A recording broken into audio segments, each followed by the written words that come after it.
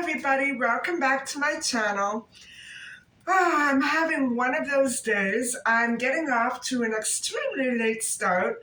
You know when you have to set your PC, you have to reset your PC, and you don't want to, you're going to lose all your programs and apps, and you don't have time.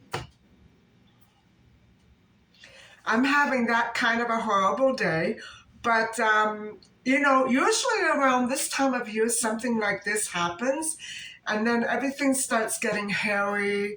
And I know that in the past, it's inhibited me from uploading on a regular basis.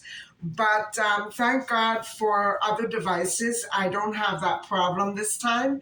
And so I think I'm going to be okay for uploading on a daily basis for now.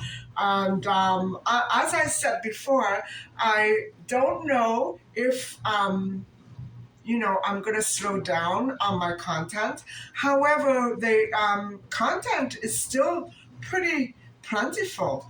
I'm supposed to be doing another vitamin B today, I believe, or I'm going to be talking about iron and calcium at least, and maybe I'll leave vitamins out of the picture. I'm not sure exactly how that's going to go, but that will be for later on this evening. And guys, I'm stumped. I don't know how. I think when I reset my PC last time, I didn't bother reinstalling PowerPoint. And so now I don't really use PowerPoint, but I don't like it when I click on something and it goes ballistic or won't open or won't save. You know what I'm saying? I don't want stuff like that happening on my computer. It doesn't represent the way that I do things. So I think the best bet for me is to simply reset it again. I just did it about 2 weeks ago, and we'll have to see what catastrophe I come up with this time. I think I know what happened. I signed in with my wrong email into the PowerPoint because I have two that I use, and I simply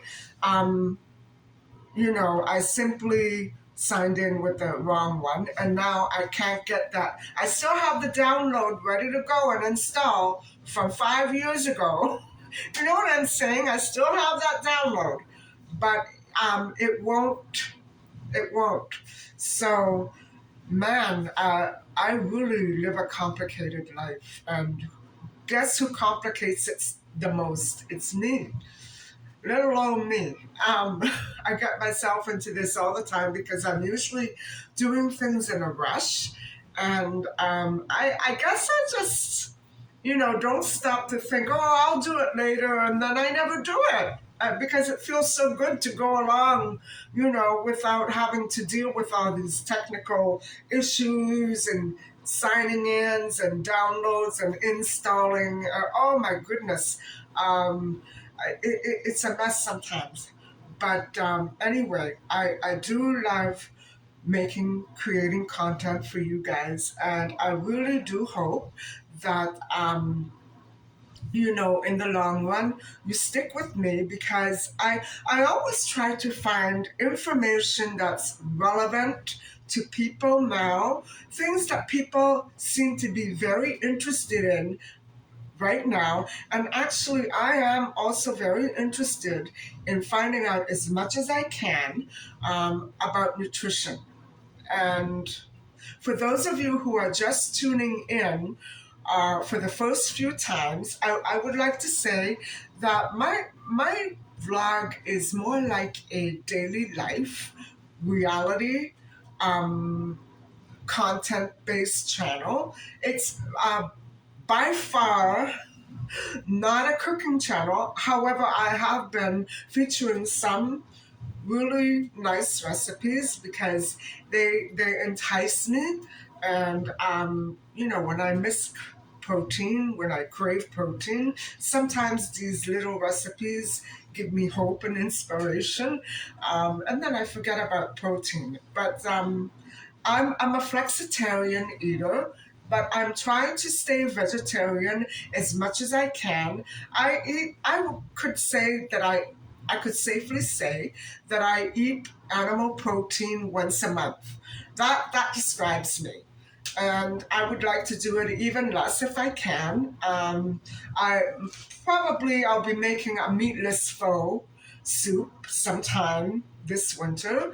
But for now, I'm focused on getting back into a vegetarian program that I followed for many years. And I want to get back to some of those recipes as well.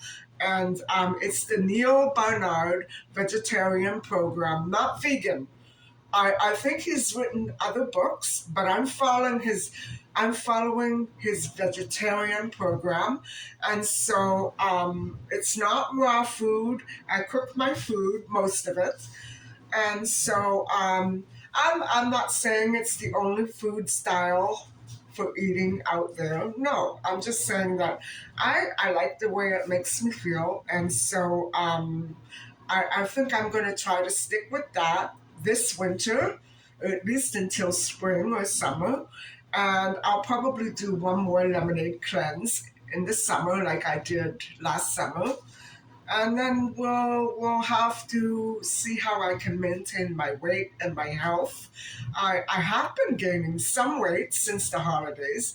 I do notice my face a little puffier. Um, you know, I, I know that I tend to retain water from time to time, but I think it's more than that. Water and fat. That's more like it. So, anyway, I think I'll take you along with me wherever I end up going or doing today. I do want to get out there and breathe in some of that sunshine before it sinks. And I don't know if I'll go for a walk. I don't know what I'll do. I don't need anything. I don't need to do anything. Um, so I'm just going to play it by ear and try to get some fresh air and relaxation, because you never know when you have to stop doing, I'm enjoying my freedom when I have it. You never know when something else will crop up and take up all of your time. So anyway, I'm gonna have a little bit of relaxation before I get ready for income tax, and I'll start doing that next week. So anyway, the calm before the storm.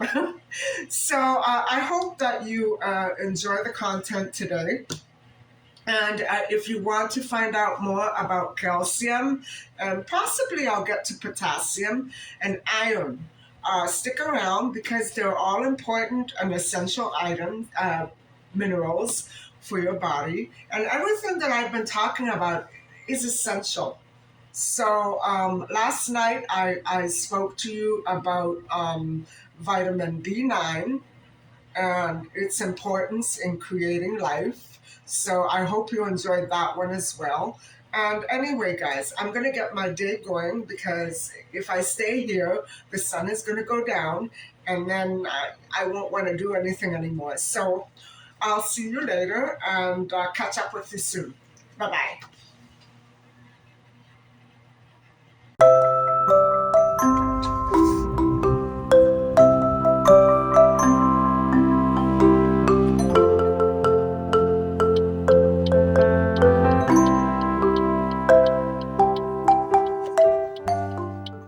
Hi, everybody. I have a little confession to make. It's the next day, and I still haven't had my discussion with you about iron, and I intend to talk sometime also on potassium and calcium. But the thing is that I wanted to talk to you about something just briefly, and it turned into a rant, so I deleted it. I don't want my channel to be associated with hate, even though I have in the past had very close people directing hate and violence towards me. Close to me, people who work, I assume to be friends and good friends, and I don't want to get into that. I may another day, if I ever have the courage to sit down and tell the truth, because it involves it involves me and my reputation, and I can't have people doing that to me, but I will probably one day eventually when I figure out how to do it without screaming and cussing. So I don't want my channel to be associated with anything to do with hate. And even though I don't know how else to deal with this. And so, okay, here it goes. And so what I wanted to say was that I've been not mentioning too much else about violence and crime, especially in my city. And what it's doing, whatever is going on in the world, I wish it would just end and stop. I really hate violence. I hate crime. And expressions of hatred and discrimination should not be tolerated. And institutions that, I've said it all before, guys, institutions that help criminals and hire criminals and encourage them and aid and abet have to be removed. They should fall from grace, like the poor victims that were shot and maimed and killed or stabbed or beaten. Should I go on? You know what I'm talking about, guys. Hate. I'm talking about hate. And I really wish, I've been talking so much on vitamins and how to grow healthy bodies. I just don't understand why it is that we have all the information and knowledge that we need on how to develop and grow a healthy body, but not on how to develop and grow a healthy nation, a healthy society, a healthy community, how to grow love. Okay, so there, I said it, and I should, put some more importance on it, but you guys know that I've spoken on this before, and I want the violence to stop. I don't think that our institutions are serious enough about this. I really don't. I don't see it. And so, okay, I'm going to Walmart.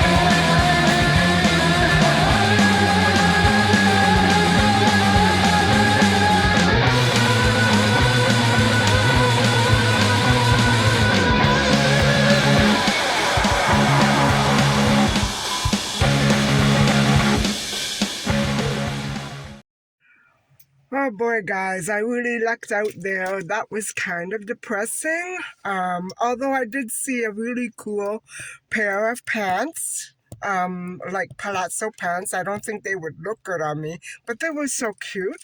Um, excuse me. And that was the only thing that I saw that I liked, other than some of these manufacturers trying to sell the idea that you can grow love. Well, I wish it were true, because certainly if it were, I would start growing it right away.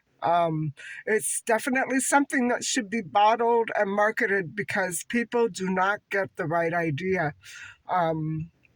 Anyway, I'll see you at home. I thought I would stop off on my way home, and yesterday when I came, I forgot that it was so close to the weekend, and I forgot to pick up a couple of ingredients for a vegetarian pizza. So I'm going to just quickly pick them up, and I'll take you along with me inside. So hang on and let's have a look. Slow. God damn it.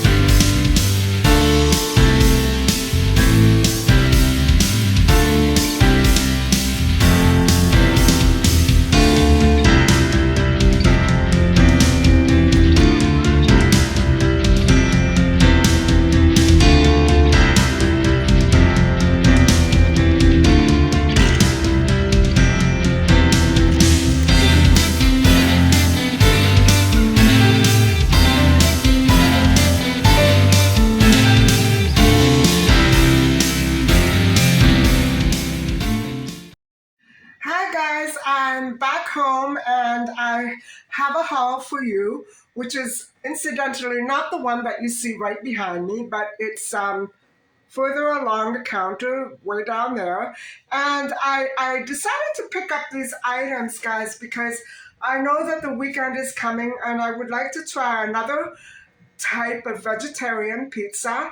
And I'm going to add another couple of vegetables to it this time. But I decided to stick with the basic ingredients that I got last time, which were tofu, red tomato, and mushrooms. And I do have the other vegetables and the onion in the fridge. So hold on and I'll show you what I got. So guys, I'm starting to love these sliced mushrooms, and I don't know what it is, but they have a different taste to them than the whole ones do. Even though I end up slicing them anyway.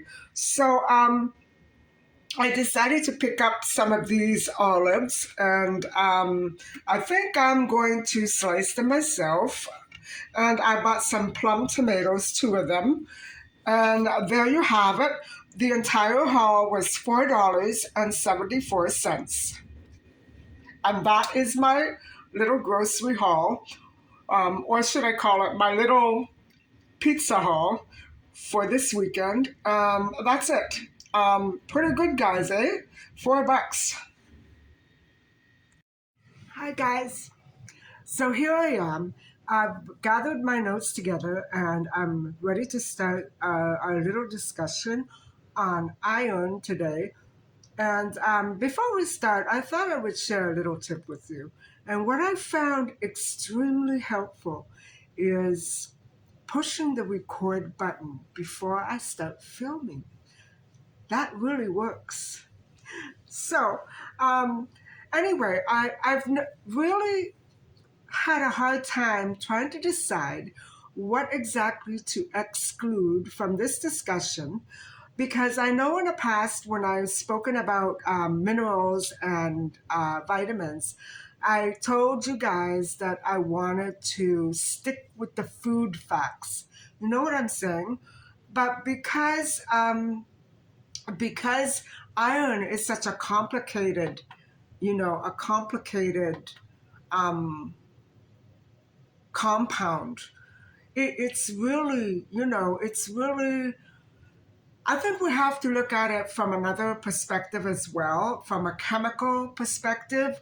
Now, I'm not going into all the properties and all the processes. We wouldn't have time. Um, it wouldn't be interesting, let's put it that way. Because unless you're a real chemist, or a biologist, this stuff is not, it's not interesting. It is actually fascinating, but a lot of it isn't. Some of it is very dry and complex. And so I think I'm going to leave many details out, but I wanted to start and let you know that iron is a metal. It's a metal. Um, any way that you look at it, whether it comes in a rock or in a food or in a pill, a supplement, it's a metal. And so it's a very essential metal for everything, not only humans, but for Earth as well. And I am absolutely blown away by some of the things that I discovered. And for some reason, my mind always wants to go back to King Arthur and all of, the wonderful, those tales that probably are essentially way down deep too, have a grain of truth in them, but are more or less fantastic. So I don't know why it reminds me of King Arthur and the Knights of the Round Table, but the properties of iron do just that. So anyway, okay, iron, first of all, the definition, it's a metal that forms Earth's outer and inner cores, basically the outer layer of Earth. And it is the fourth common element in Earth's crust, deposited by meteorites in metallic state with ores. Okay, so I guess sometimes when you hear about these falling meteors. Well, that's why. I don't know essentially exactly why, but that's where those meteorites come from, the Earth's inner and outer cores. And so where they could possibly be falling from, only God knows, literally. So anyway, the history, I don't want to get too into it, but I remember going over this when I studied for my courses and why some societies were more advanced than others. And so it's so fascinating. And it has a lot to do with Egypt and Eurasia and all parts of the world. So humans mastered the processes involving tools and weapons with iron around the second millennium BCE. And before that, it would have been copper alloy. So iron displaced copper alloy, which was also pretty popular back then. And so this went in technological stages. And so that's what's so fascinating about it. You know, why they came out with it when they came out with it, and, you know, what led them to discover the uses of iron and how it could have been so much more better than copper. All that is so fascinating. However, in some regions of Eurasia, this occurred much later than 1200 BCE. And so that is what I mean when I'm talking about the transition from bronze. I guess copper alloy is a bronze, from the Bronze Age to the Iron Age. And so, guys, this is old. All those Minoan, for instance, societies and ancient Greece, and they were there. They were flourishing when the transition from bronze to iron occurred. And so, wow, that's very interesting. To me, it is. In modern world, iron alloys such as steel, stainless steel, cast iron are common industrial metals due to mechanical properties and low cost. Now, I don't know if you remember, but I've been buying things from the Dollarama. I bought a Teflon, or very like a Teflon pot, just last week. And just today, I was filming in the Dollarama from another video, and I came across a cast iron bakeable plate. And so cast iron is very, very, very popular and it's supposed to be very healthy for you. So anyway, the low cost is one of the best things about it. And so, which is why I've been finding so many of these items at the Dollarama. So what it is that cast iron has some mechanical properties. And because it's a low cost, it's a very highly demanded material. And so iron and steel are also important economically. Iron is very cheap and priced at just a few dollars per pound. And so, I'm thinking of a flat iron, like for your hair, or an iron for clothes, a laundry iron, whatever you call it. Because even though my mom she owned an iron and it's still here, I don't use it. You know, I never use it unless I want to iron a tablecloth. That's about it. So iron is okay. You know that smooth surface that you get when you see a sheet of iron laying flat. Okay, it's like a mirror. You can get some sort of reflection from it, and it's like a silver color.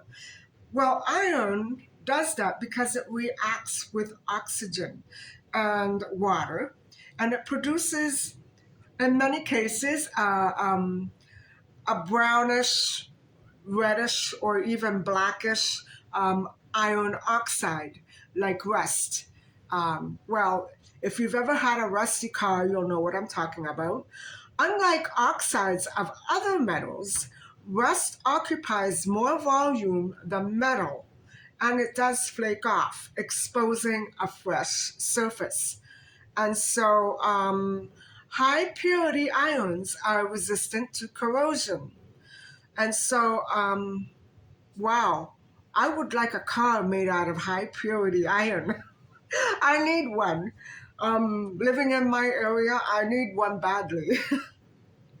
And so, the body of a human actually contains 4 grams of iron in hemoglobin and myoglobin. Wow, that's interesting. And the proteins play essential roles in metabolism of a human, as oxygen transport by blood um, for one of those, and oxygen storage in muscles. So it uses the blood to get to the muscles. Wow, that's interesting. And so let me see here. To maintain required and necessary and healthy levels in their body, human iron metabolism requires a minimum of a very minimum level of dietary iron. And so we don't need a lot of it. Thank God for that. Maybe one less thing to worry about. Iron is a metal that is active in redox enzymes for cellular respiration, oxidation, and reduction in plants and animals. Its melting and boiling points. Okay, we're going to talk about that. So, the following little semi-topics are what I'm going to be speaking on regarding iron. So iron has various properties, melting and boiling points, magnetic properties such as isotopies, cosmogenesis, metallic iron, mantle, minerals, Earth's crust, and the oceans. So I have a feeling cosmogenesis or cosmogenesis is very interesting. And so far, I haven't gone into it very much, but maybe for the sake of this discussion, I will. Just let me get through this first, and then when I get to that point, I'll stop and have a look. So iron shows the characteristic chemical properties of the transition metals. So iron is a transition metal. That's what's so fascinating about this. Or it could be described as the ability to form variable oxidation states, differing by steps of one and a very large coordination and organometallic chemistry. What did I just say? Anyway, the main thing to remember is that it has the capacity to transition. That's really something. Binary compounds, oxides, sulfides, and halides.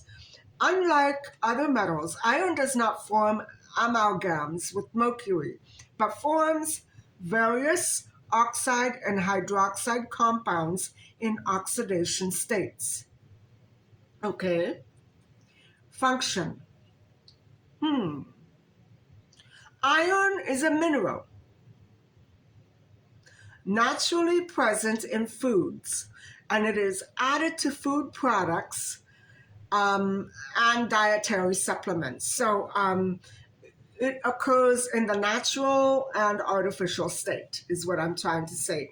Iron is a very essential component of hemoglobin and an erythrocyte, which is a red blood cell, protein that transfers oxygen from lungs to body tissues. Okay, very interesting. As a component of myoglobin, another protein that provides oxygen, iron supports muscle metabolism and healthy connective tissue. Iron is very necessary for growth, neurological development, cellular function, and the synthesis of hormones. Wow. So it's got a very complex function and a very complex nature as well. I still don't understand iron to the fullest degree, but let's continue on. Iron, dietary iron, has two forms, heme and non-heme. Plants and iron-fortified foods contain non-heme iron only. Okay, I get it. Meat, seafood, and poultry contain heme iron and non-heme iron. So animal protein is the only protein that has heme. Everything else is non-heme. Heme iron, formed when combined with protoporphyrin 1X, contributes 10 to 15% of iron intake in the West. Okay, so that's something to think about. Most iron in adults is in the hemoglobin. The remaining iron is stored in ferritin. Now, ferritin is important, or hemosiderin. Okay, I better remember these for the hashtags, guys, because I would like to read up on this a lot more. Okay, so stored in the ferritin or hemosiderin. And that is,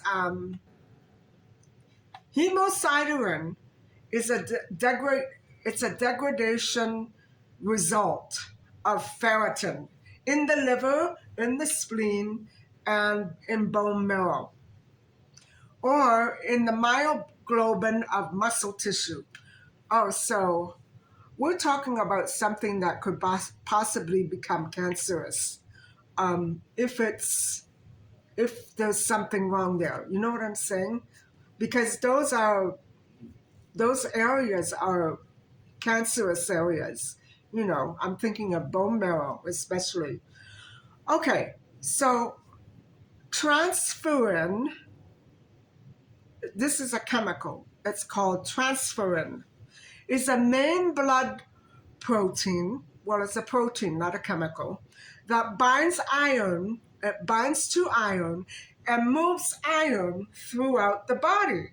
So humans lose small amounts of iron in their urine and in their gastrointestinal tract, in skin, especially through blood loss. Hepcidin is a peptide hormone and is a very important regulator of iron absorption and its distribution throughout the body, including plasma. My goodness, guys. So iron is really something, more so than any of the other minerals I've so far looked at. And so, okay, deficiency.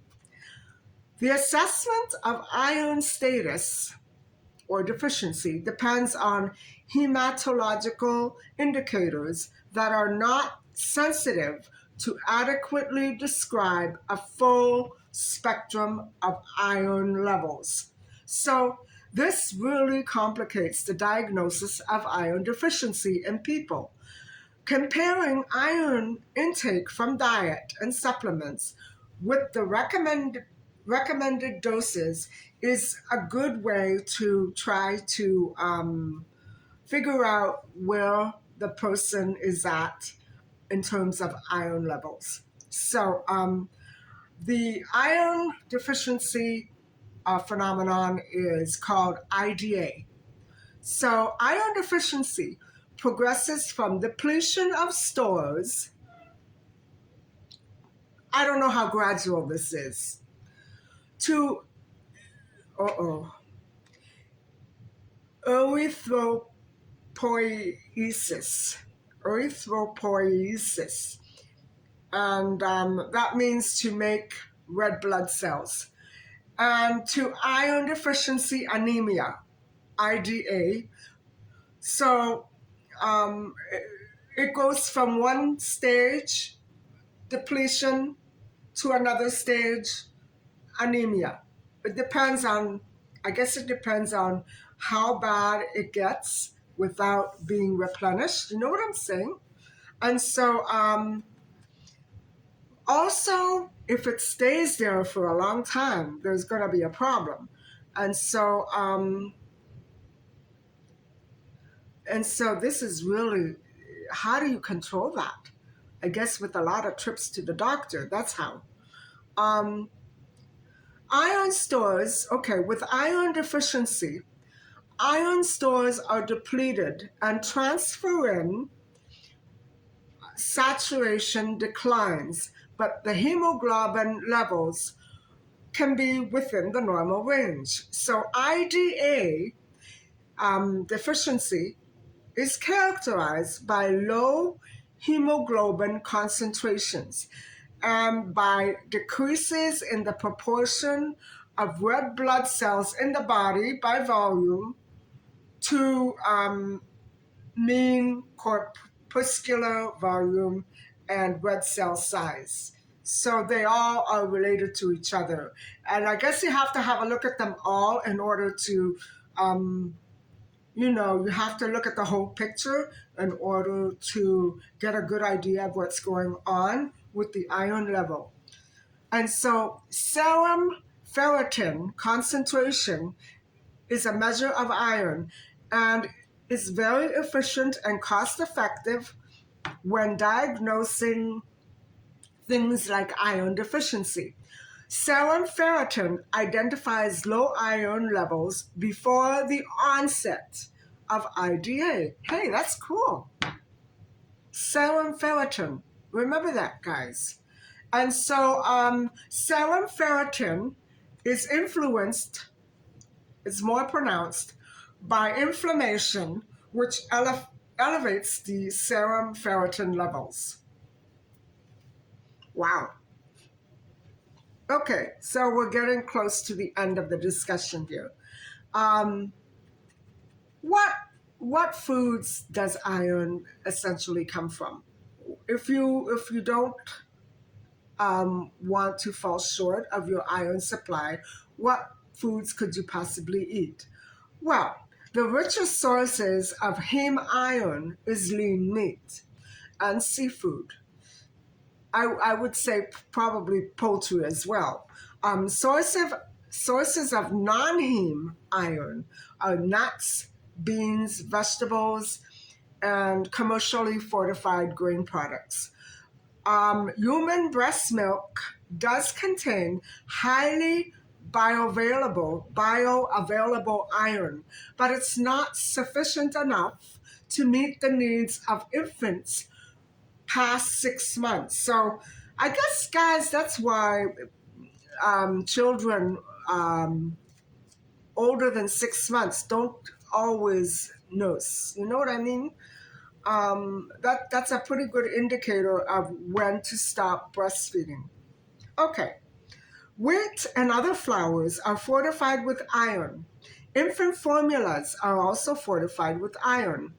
Heme iron has higher bioavailability than non-heme iron, and other dietary components have less effect on the bioavailability of heme than non-heme iron does.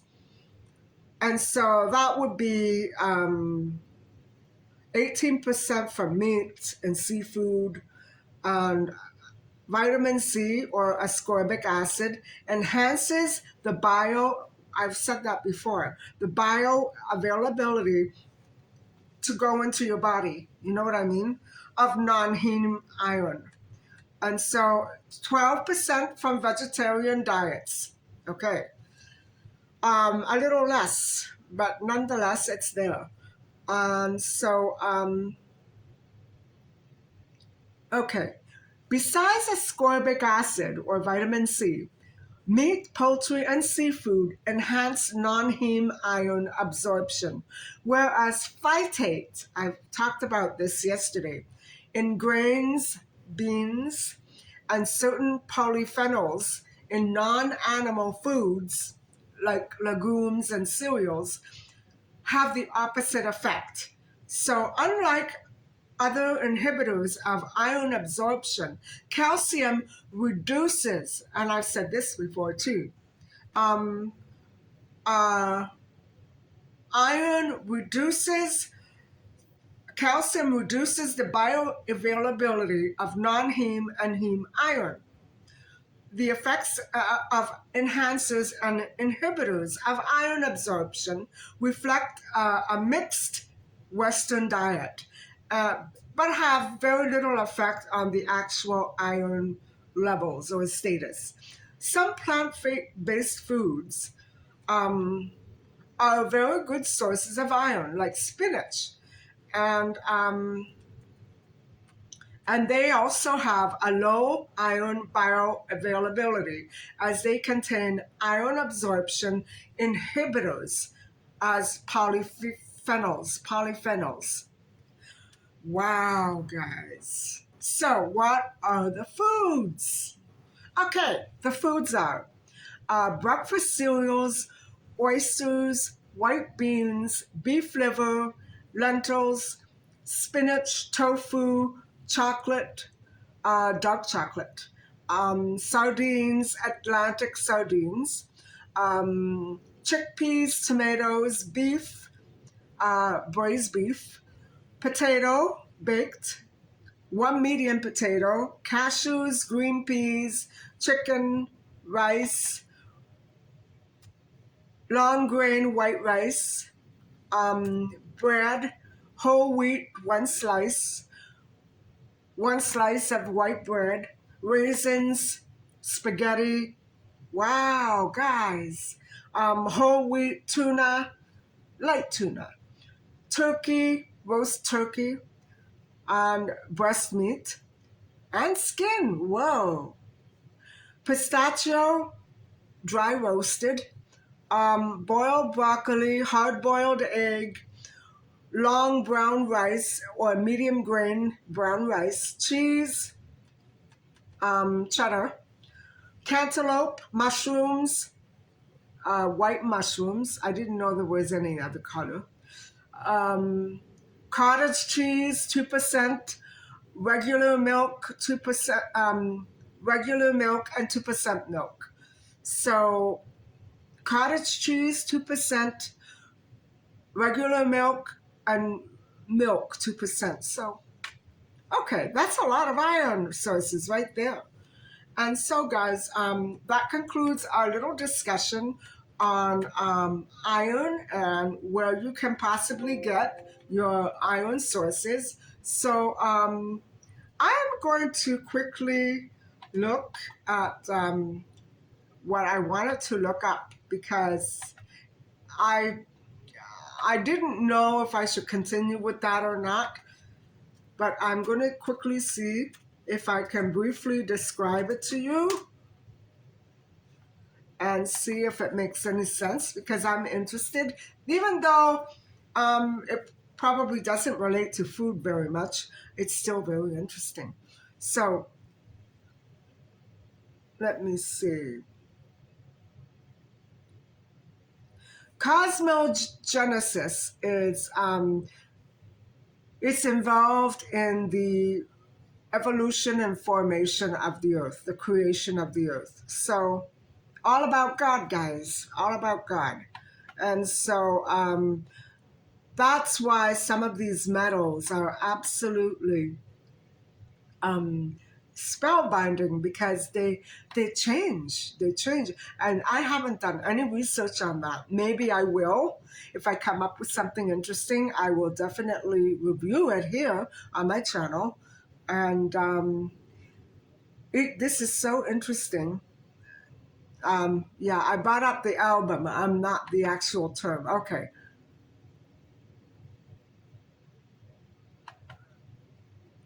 I don't like what I just saw. Okay.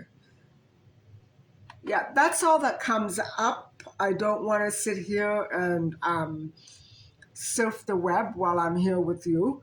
Um, it's very, it's very transient. Something tells me there's something very magical about it because it's not talked about often, at least not where I went to school. Um, Probably a lot of you out there who have studied chemistry and biology may know a thing or two about iron and some of its transient properties, but I don't. So it was all I could do to keep from failing. Anyway, I will get back to you in a little bit, but we are done with this discussion on iron, and I will put my notes away for now and get back with you in a few minutes. Well, guys, this is it for tonight. I hope you enjoyed my discussion on iron, which was for me very, very interesting. And I hope that my rant today didn't sound like too much of a rant, I hope. Um, it gets to the point where I never know what to say anymore because I don't know if it's going to turn out right. In general, to anybody, anywhere, on anything, because nowadays the world is such an angry place, and I do feel hate. I feel hate here in my city. I feel hate by by many people. I don't want to name a specific category. And I sense that a lot of people who are spreading that hate are addicted to substances. Guys, I've seen not too much of it in my past or in my present. But I think I can tell when a person is high. And I don't want to talk about it because I don't want children to hear this. Um, but I think that's a great big problem. And we think about all the corruption. Who are the people who are most likely to carry out the corrupt deeds? Those who are addicted to substances. Why? Because the people who want to get that dirty deed done have something to hold over their heads, number one, and have something to pay them with that doesn't leave a trace, or for the most part. I've heard so much about this, and I don't know if it's worth even talking about, but I don't think it'll ever stop. That's what's got me down. I don't think it's ever going to stop. And so, guys, I think on that note, I'm going to sign off, and I hope that you have enjoyed some of this content, or at least a little portion of it. And thank you so much for watching. And please don't forget to like and subscribe. Bye for now.